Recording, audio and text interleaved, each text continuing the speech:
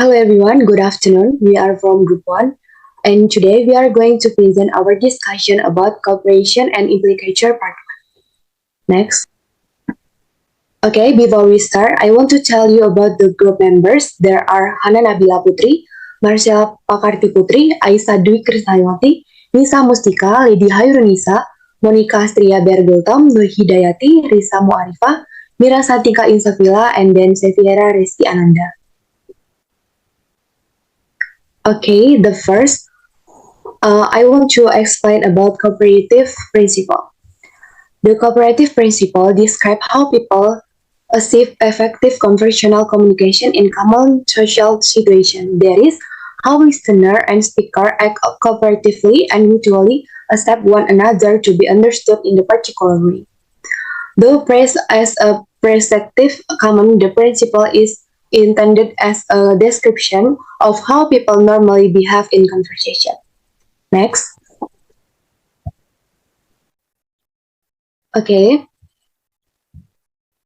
Consider the following scenario. There is a woman sitting on a park bench and a large dog laying on the ground in front of the bench. A man comes along and sits down on the bench. A man asks the woman, "Does your dog bite?" The woman answers no. The man reaches down to pet the dog, and the dog bites the man's hand. The man shouts, "Ouch, hey, you said your dog doesn't bite." A woman answered, "He doesn't, but that's not my dog." One of the problems in the scenario has to do with communication. In particular, it seems to be a problem caused by assumption of the man and the woman. The woman assumed that your dog, it is meant the woman has a dog. It is true for both speaker, but the problem is the man assumption that the question is, does your dog bite? And the woman's no answer both applies to the dog in front of them. From the man's point of view, woman's answer provides less information than expected. The man thought it was the woman's dog, but it wasn't. And the next will be delivered by my friend. Okay, the next is about maxims. Maxims are sub-principles of cooperative principle. When people are able to fulfill the cooperative principle, it is called observance of maxim. Observance of maxim categorized into four maxims. Now I want to explain about the maxims. First is maxim of quantity. Maxim of quantity emphasizes the information. The information should be neither little nor too much. The participants should make contribution as informative as possible to fulfill maxim quantity. The second is maxim of quality.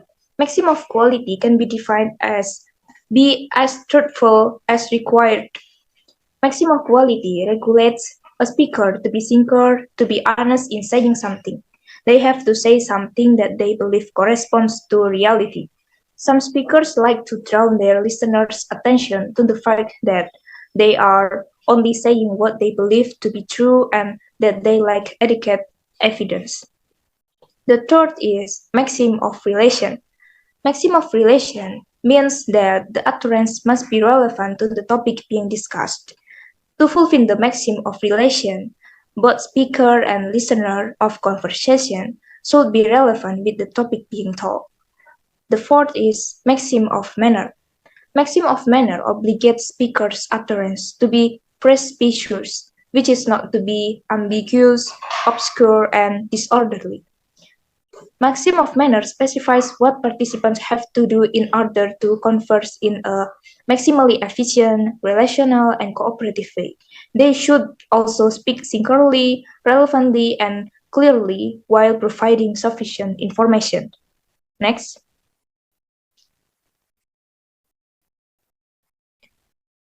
Now I want to explain the examples of maxims.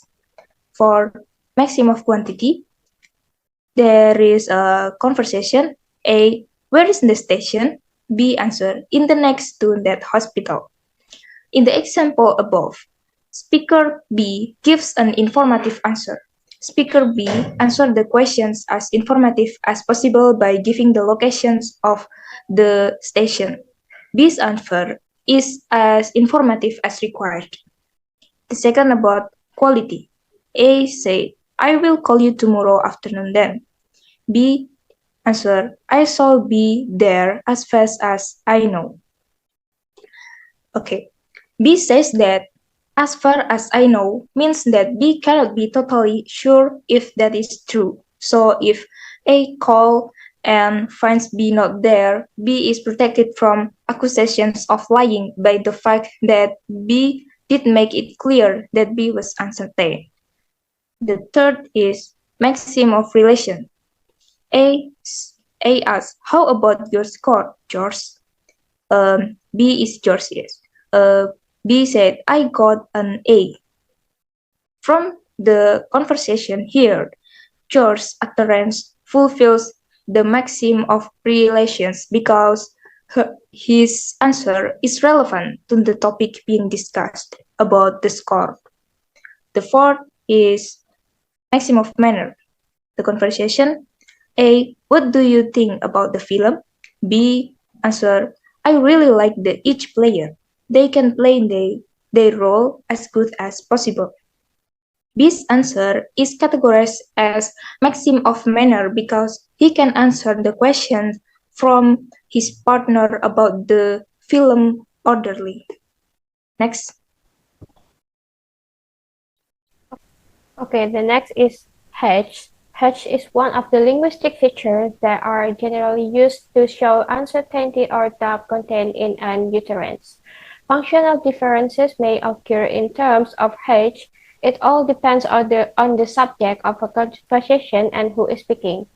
Then the importance of maxim of quality for cooperative interaction in English may be best measured by the number of expressions we use to indicate that what we are saying may not be totally accurate. The initial phrase in this example, like, as far as I know, they are married, or I may be mistaken, but I thought I saw a wedding ring on her fingers, and I'm not sure if this is right, but I heard it was a secret ceremony in Hawaii. Then he couldn't live without her, I guess. There are notes to the listener regarding the accuracy of the main statement. The conversational context for the example in the previous might be recent, a rumor involving a couple known to the speakers. Cautious notes or hedge of this type can also be used to show that speakers is conscious of quantity maxim, as in the initial phrase in the example, as you probably know, I'm terrified of bugs. So to cut a short story, we grab our stuff and run. I won't bore you with all the details, but it was an exciting trip. They are produced in the course of a speaker's account of recent vacation. And next slide will be presented by my friend. Okay, so I'm going to continue to explain about hedges. So markers that are tied to the expectation of relevance that are from the maxim of relation can be found in the middle of speaker's talk when they say things like, oh, by the way, and go on to mention some potentially unconnected information during a conversation.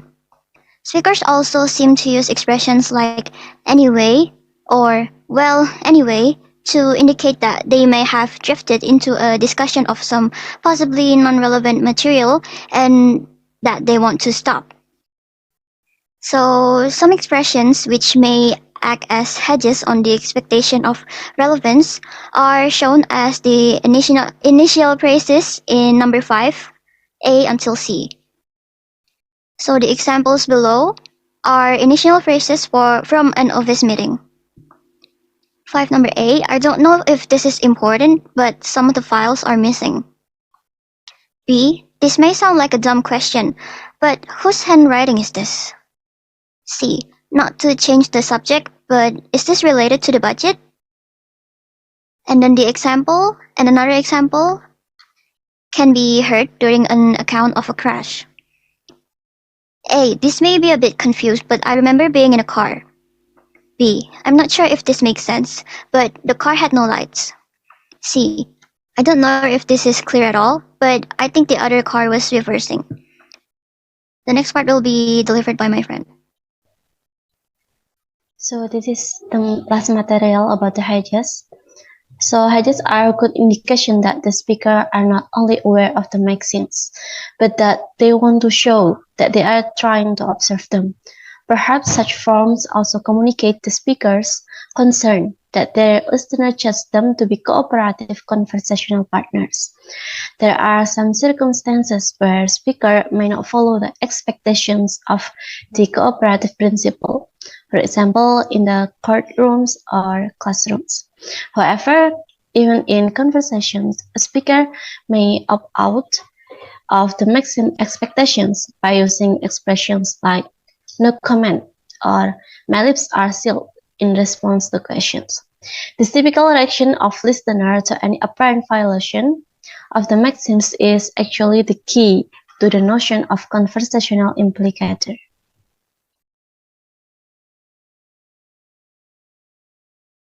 Next. Okay, for the next is conversational implicature. Conversational implicator is the basic assumption in conversation in which the participants are adhering to the cooperative principle and the maxims. Maxim is an assumption to use utterance in information that's provided by a speaker or writer. Example of conversational implicator. The basic assumption in conversation is that, unless otherwise indicated, the participants are adhering to the cooperative principle and the maxim. In example, let's take a look at conversation 7. Charlene, I hope you brought the bread and the cheese. Dexter, I brought the bread. Dexter may appear to be violating the requirement of the quantity maxim. And next will be delivered by my friend. Okay, I will explain more about that example. So, like Charlene, he said, I hope you brought the bread and the cheese. And Dexter answered, I brought the bread. After hearing Dexter's responses in number 7, Charlene has to assume that Dexter is cooperating and not unaware of the quantity maxim. But he didn't mention the cheese. If he had brought the cheese, he would say so. If he brought the cheese, because he would be adhering to the quantity maxim. He must intend that she inferred that what is not mentioned was not brought. In this case, Dexter has conveyed more than he said via a conversational implicator. Next.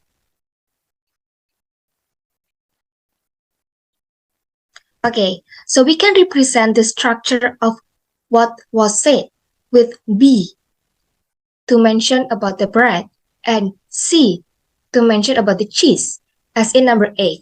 Using this kind of symbol for an implicator, we can also represent the additional conveyed meaning like this. Like Charlene with B and C, and Dexter with B but not C. It is important to note that it is speakers who communicate meaning via implicators and it is listeners who recognize those communicated meanings via inference. The inference selected are those which will preserve the assumption of cooperation. So actually, I want to explain more about the definition. In pragmatics, conversational implicator is an indirect or implicit speech act. What is meant by a speaker's utterance that is not part of what explicitly said. The term is also known simply as implicator, like it is the antonym or opposite of explicit. So which is an explicitly communicated assumption about conversational implicator. Okay, next. Okay, so now let's jump to generalized conversational implicators. So here's the definition of GCI. First, generalized conversational implicator is when no spatial knowledge is required in the context to calculate the additional conveyed meaning.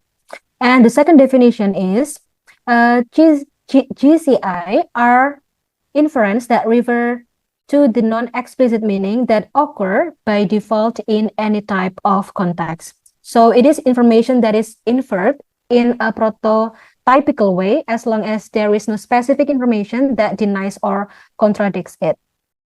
Next. So here's the example of GCI. First, so speaker B, who is short, doesn't like to go out with tall women. And speaker A knows this. So speaker A said, "Do you want Anna's telephone number so you can go out with her?" And speaker B said, "Anna is quite tall." So the GCI here is speaker B doesn't want speaker A to give him Anna's telephone number to go out with her. And the second example here is if the statement is Juan has 3 children, so the GCI is Juan has exactly 3 children, not more and not less. Next.